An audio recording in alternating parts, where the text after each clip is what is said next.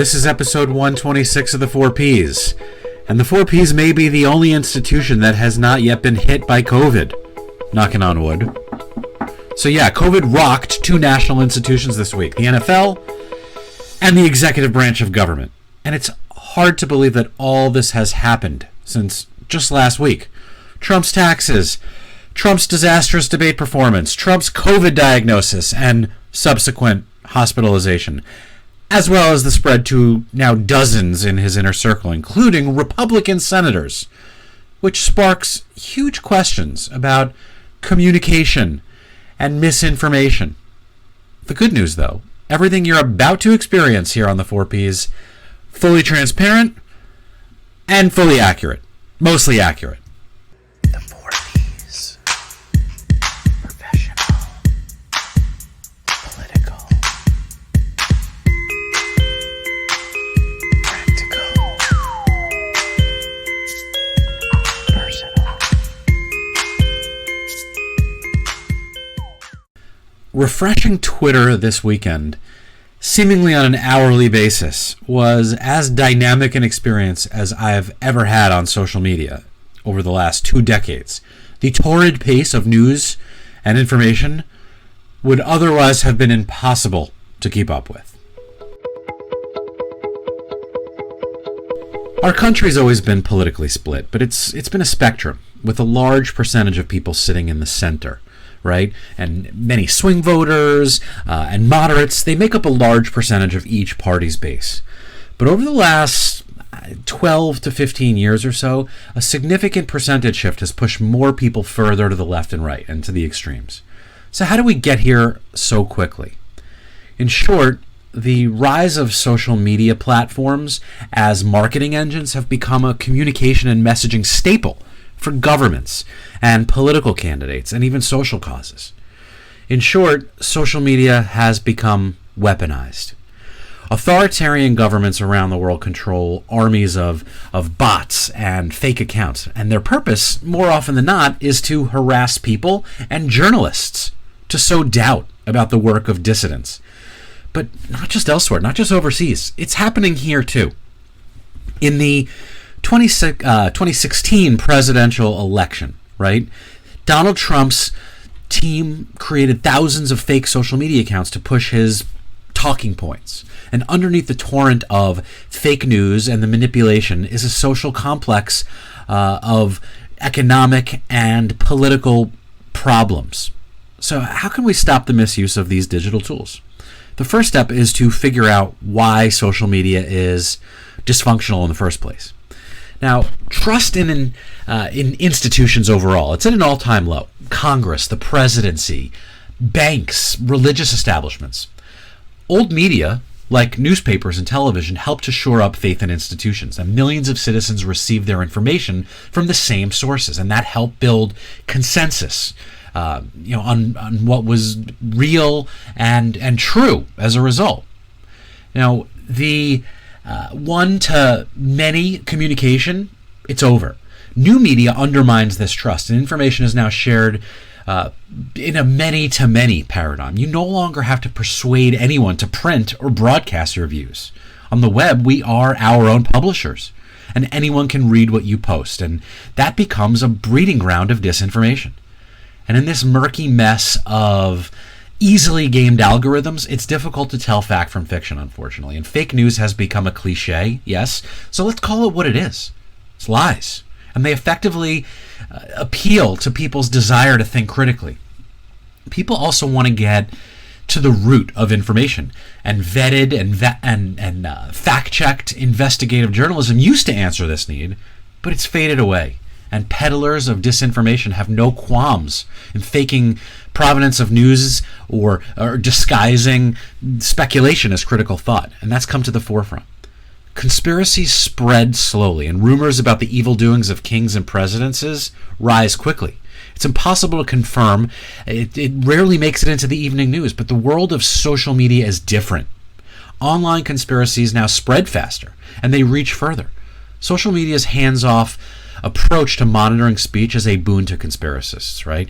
QAnon tells millions of listeners that liberals are committed to nothing less than subverting American values. And if you accept this idea, of course, you'd think that they have no right to even govern the country, even when they do win elections.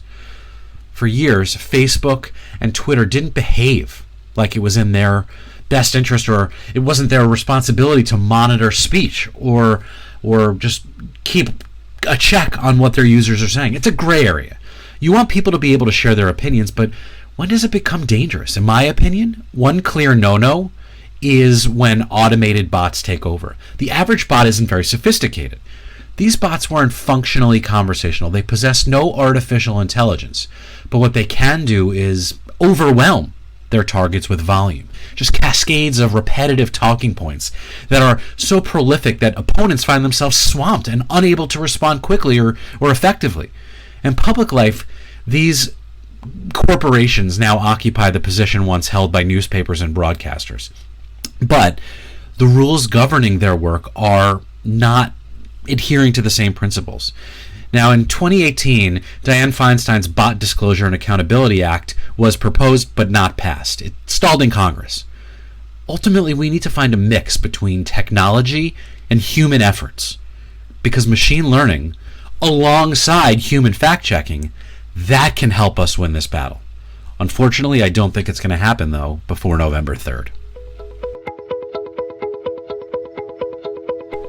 Speaking of social media and content, yesterday was my first day back on a video production set for client content creation since COVID. We were on location, on set, in real life with actors and a crew. It was video, high standard, high quality shoot. And the first time we've done it since the virus struck. There were some differences though.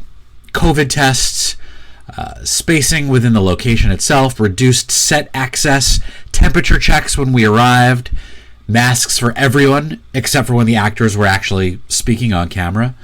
So how come we can figure this out? With all the talent and crew getting tested and remaining quarantined until shoot day. How could we do it?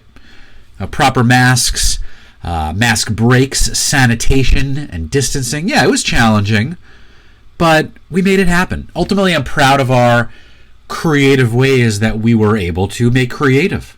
So I guess this is a long way of saying we're back and ready to create any and all content and creative. I just hope everyone else complies to keep COVID somewhat at bay. Every single one of us strives to achieve the right work-life balance, and I think it's important to actually stop and take measure every once in a while. And I personally don't think I value leisure time as much as I should or as I could, and certainly not as much as I used to. I think my own fixation with productivity is still very much rooted in an old way of thinking, an old model. And this cult of efficiency makes me think that I should be compartmentalizing my free time, and that will help me enjoy it more. I'm keenly aware that as my kids get older and as they grow up, that I should be spending as much time with them as possible. But even if I do, and even when I do, it's never going to be enough. The good thing is, I think COVID has actually helped with this because, to be honest, even meals that we just eat together, the unstructured time, is meaningful. So my reminder this fall as we hunker down again and spend more time indoors with our closest family members is to make time for leisure, to distinguish between means and ends, and keep asking ourselves whether our productive behaviors are bringing us closer to our cherished long-term goals, which is to be able to spend less time working and more time enjoying life. Something practical. And given the surge in e-commerce and all of our massive upticks in spending on Amazon over the last 6 months, no one would fault you if you didn't think too much or think too hard about Amazon Prime Day. It feels like every day is Amazon Prime Day, right? But the real Amazon Prime Day is coming next week. On October 12th or 13th and 14th, brands will be able to compete for our attention with the discounts and sales and offers that will drive billions of dollars in economic transactions, all within a 24 to 48 hour period. The originally scheduled day, if you think back, the original Prime Day was supposed to be in like July, but it was postponed due to you know what. So now the question becomes, if you need something between now and next week, can you wait? Should you wait? There's a good chance you'll get a good deal. So start making your wish list. It's interesting how close Prime Day, by the way, is to the start of holiday shopping season. In 2019, Prime Day brought in somewhere around like $6 billion. So what's on your wish list? Ours? A new dishwasher to replace the one we pushed beyond its limits with three daily meals at home dating back to March.